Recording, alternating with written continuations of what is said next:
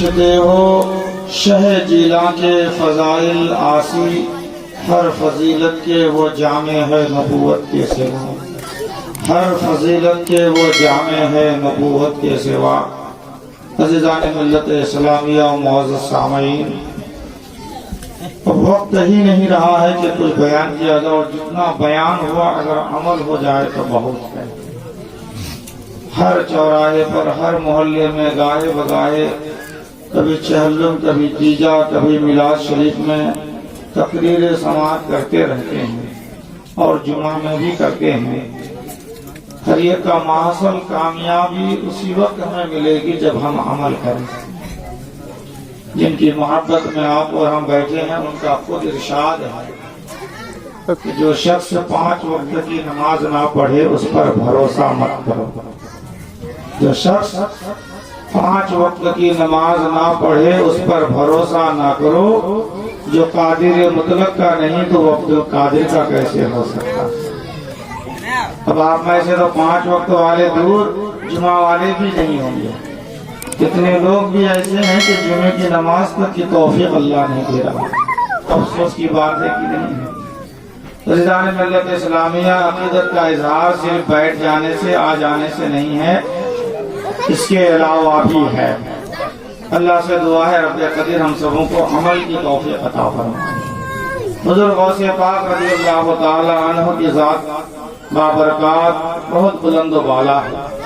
اللہ رب العزت ہر زمانے میں، ہر دور میں اپنے نیک بندوں کو دنیا میں بھیجا ہے، بھیجتا ہے اور بھیجتا رہے گا جب تک سیدنا امام مہدی تشریف نہیں لائیں۔ اپنے بندوں میں سے بہتوں کو نبوت اور رسالت دے کر بھیجا، بہتوں کو ولایت اور غوثیت کا مقام دیا، اور ان کے ذریعے سے دین کی خدمت ہوئی اور ہوتی رہے گی۔ انہی نیک بندوں میں سے ایک غوث اعظم کی ذات مبارکہ ہے۔ اس بندے سے خدمت اللہ لیتا ہے، ساری خوبیاں، سارے کمالات انہیں عطا فرماتا ہے، اور پھر وہ کام کرتے ہیں، مجاہدہ کرتے ہیں، کسب کرتے ہیں، وہ مشکل کشا ہوتے ہیں، دستگیر ہوتے ہیں۔ سرکار غوث اعظم کا ارشاد ہے، قدمی حاضی علی رقبت کل ولی اللہ، میرا یہ قدم تمام اولیاء اللہ کی گردن پر ہے۔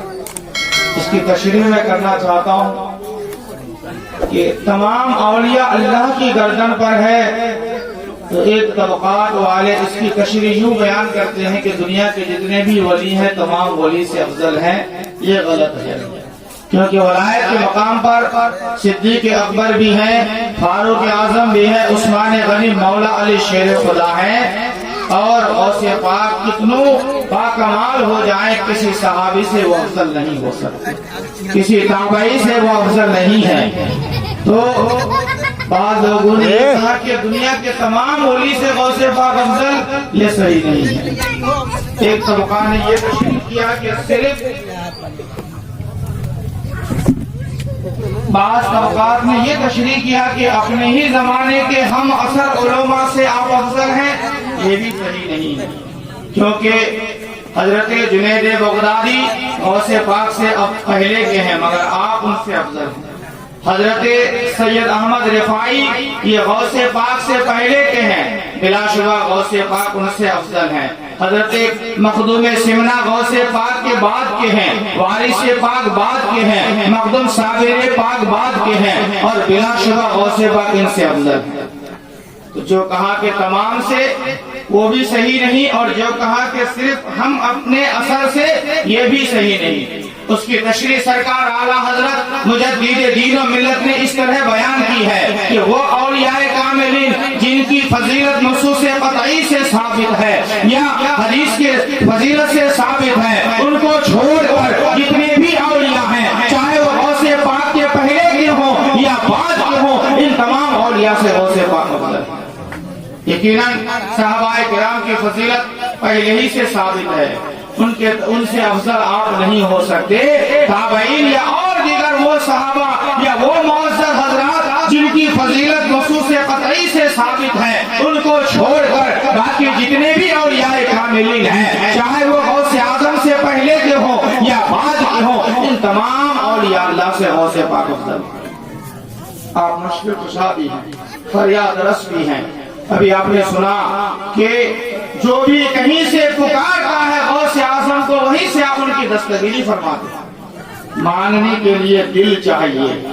حضرت اورنگزیب رحمت اللہ علیہ کا واقعہ ہے، اجمیر کی سرزمین پر آپ تشریف لائے، شہنشاہ ہندوستان حضرت اورنگزیب خواجہ غریب نواز کے دربار پر دیکھتے ہیں کہ ایک شخص جو ہے آنکھ سے نابینا ہے، اندھا ہے، کٹورا لے کر بارگاہ غریب نواز میں عرض کرتا ہے، اے غریب نواز میری آنکھوں میں بینائی دے، مجھے روشنی دے دے۔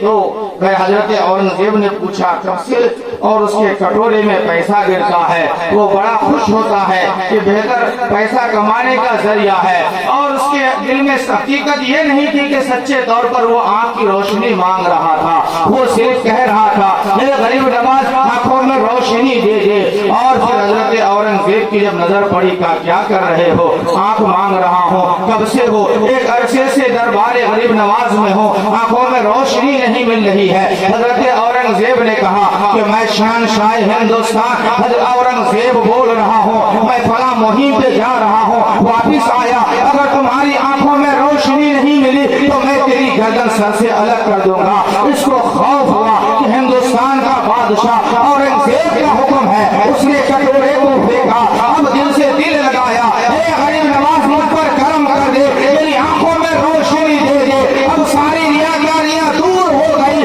سچے دل سے مانگا ہے، غریب نواز کا کرم ہوا، آنکھوں میں روشنی آ گئی۔ ایسے ہی خواجہ غریب غوث پاک ہیں، آپ بچوں کو ایک دفعہ پڑھا رہے ہیں، درسگاہ لگی ہوئی ہے، بچے سبق پڑھ رہے ہیں، اچانک پڑھاتے پڑھاتے آپ کے چہرے کا رنگ بدل گیا۔ بچے پریشان ہیں کہ حضرت ابھی پڑھا رہے ہیں اور چہرے کا رنگ متغیر ہو گیا۔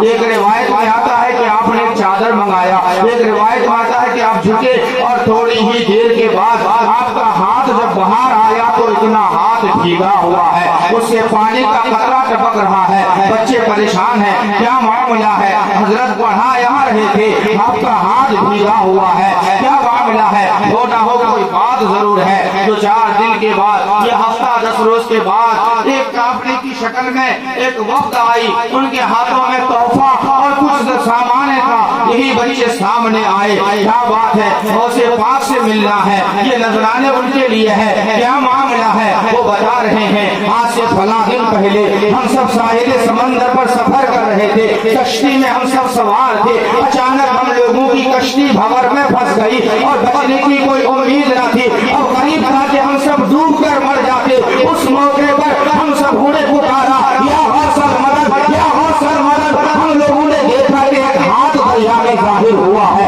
اور اس نے ہماری کشتی کو پکڑا ہے، کنارے پہنچایا ہے۔ یقین ہو گیا یہ ہاتھ کسی اور کا نہیں ہے، یہ غوث پاک کا ہاتھ ہے، اور پھر ہم کنارے پہنچ جاتے ہیں اور ہم لوگ بچ جاتے ہیں۔ اسی کے شکرانے میں یہ نذرانے لے کر آئے ہیں۔ کون سا دن تھا؟ فلاں دن تھا، تاریخ فلاں تھی، وقت فلاں تھا۔ بچے سمجھ گئے کہ اس دن غوث پاک ہمیں پڑھا رہے تھے اور کوئی کہیں سے پکارا ہے، وہیں سے آپ مدد فرما دیتے ہیں۔ یقیناً اللہ والے دستگیر بھی ہوتے ہیں، مشکل کشا فریاد رس بھی ہوتے ہیں، مگر سچے دل سے آپ کو ماننا ہوگا۔ اور ماننے کا طریقہ صرف یہی نہیں کہ مجلسوں کا انعقاد کر لیں اور ہم محفل سجا لیں، نہیں میرے دوستو، غوث اعظم کا جو ارشاد ہے اس پر ہمیں عمل کرنا ہوگا۔ ہم بڑے شوق سے کہتے ہیں غوث کا دامن نہیں چھوڑیں گے، خواجہ کا دامن نہیں چھوڑیں گے۔ سچائی تو یہ ہے کہ نہ ہم نے غوث کا دامن پکڑا ہے نہ خواجہ کا دامن پکڑا ہے۔ ارے غوث اعظم تو 40 برس تک عشاء کے وضو سے فجر کی نماز ادا کیا ہے، ہم کون سی نمازیں پڑھتے ہیں؟ اگر ہم عاشق ہیں تو جس سے ہم عشق کرتے ہیں اس کی جھلک ہم میں آنی چاہیے۔ غوث اعظم اس قدر متقی اور پرہیزگار تھے، ہم اگر ان چیزوں کو ادا کرنا شروع کر دیں گے یقیناً غلام غوث میں ہمارا شمار ہوگا۔ اللہ تعالیٰ سے دعا ہے رب قدیر ہم سب کو عمل کی توفیق اور رفیق عطا فرمائے۔ بولنے میں مولا کسی بھی طرح کوئی خامی غلطی ہوئی ہو اپنے حبیب کے صدقے معاف فرما۔